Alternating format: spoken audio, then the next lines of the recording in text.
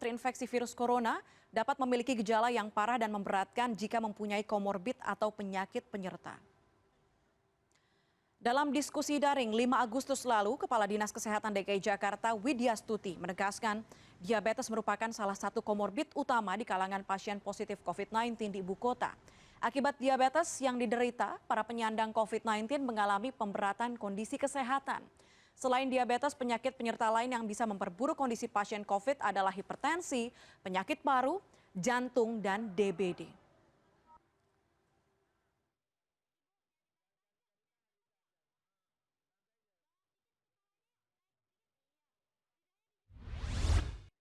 Kita bergabung dengan koresponden CNN Indonesia Arman Helmi untuk membahas hal ini. Arman, dari analisa Anda, apa saja faktor komorbid atau kondisi penyulit yang kemudian memperparah seseorang terpapar atau terinfeksi ataupun yang baru terinfeksi COVID-19?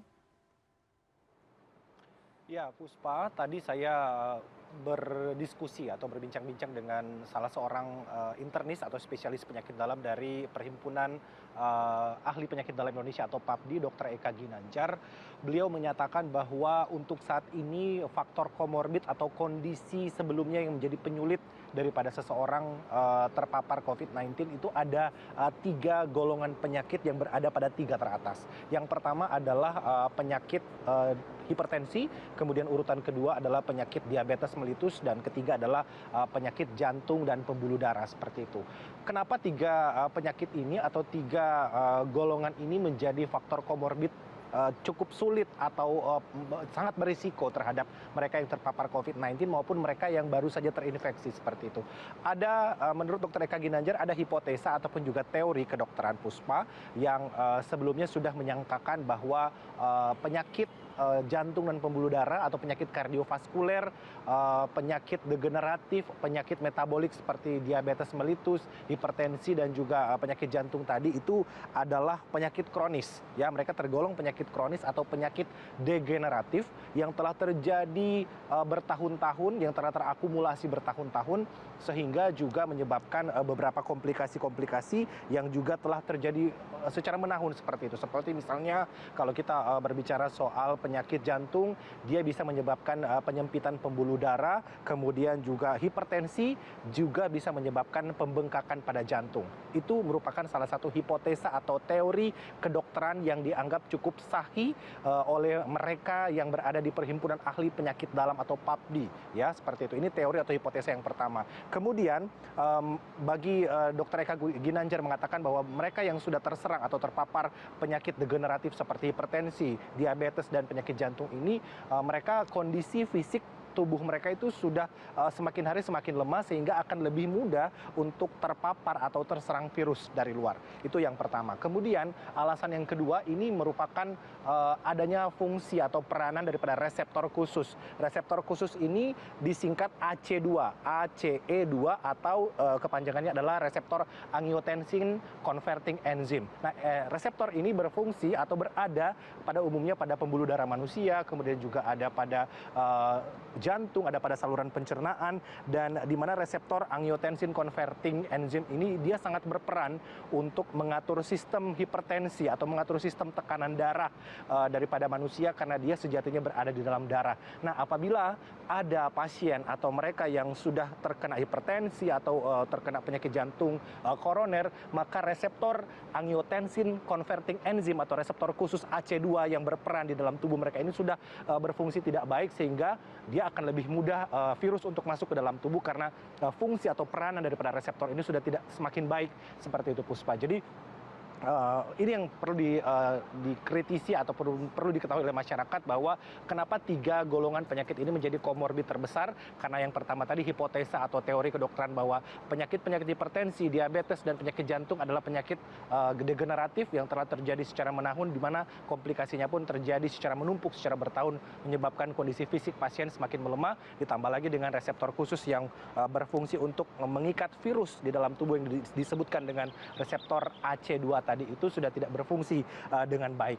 Tetapi yang menjadi perhatian juga bahwa penyakit atau faktor komorbid seperti hipertensi, diabetes, penyakit jantung ini yang bukan hanya terjadi pada pasien yang sudah terinfeksi COVID, tapi mereka yang belum terinfeksi COVID itu juga harus tetap diperhatikan. Jadi harus tetap dikontrol, gula darahnya harus tetap kontrol, tekanan darahnya harus tetap dikontrol, kolesterolnya segala macam, sehingga dengan lifestyle, dengan pola makan, dengan aktivitas fisik, dengan berolahraga ini bisa membuat mereka tidak memperburuk keadaannya seperti itu, Puspa. Saya juga punya data, Puspa, di sini bahwa untuk tingkat kematian pasien COVID yang telah terpapar COVID dengan faktor komorbid tadi menurut WHO.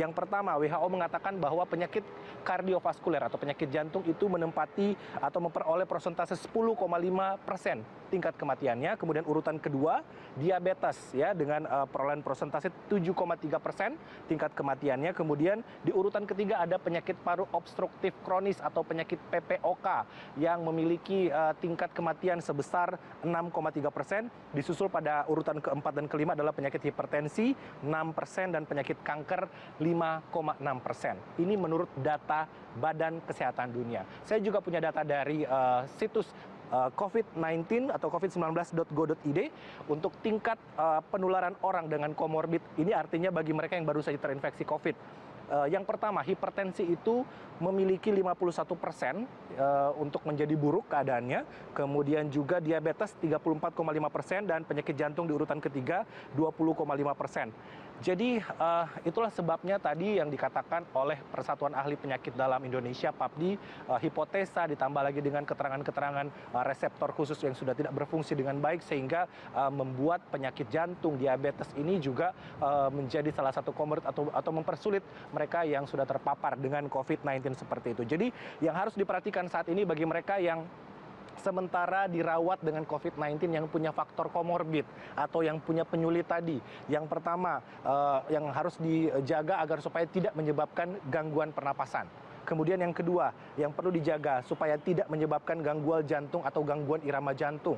Kemudian yang ketiga yang perlu juga dijaga adalah supaya tidak terjadi gangguan metabolik terutama pada pasien diabetes mellitus yang sudah berada dalam kondisi akut dengan kondisi seperti ketoasidosis metabolik seperti itu. Jadi tadi saya sudah bilang bahwa Dr. Eka Ginanjar menitipkan pesan, tolong sampaikan kepada masyarakat, Puspa, bahwa mereka yang sudah terkena penyakit hipertensi jantung dan juga diabetes itu juga harus tetap menjaga kesehatan mereka supaya mereka harus tetap kontrol ke rumah sakit untuk menjaga kesehatan, ya harus tetap rutin berobat, harus tetap menjaga pola hidup dengan lifestyle atau gaya hidup yang benar-benar sehat, Puspa.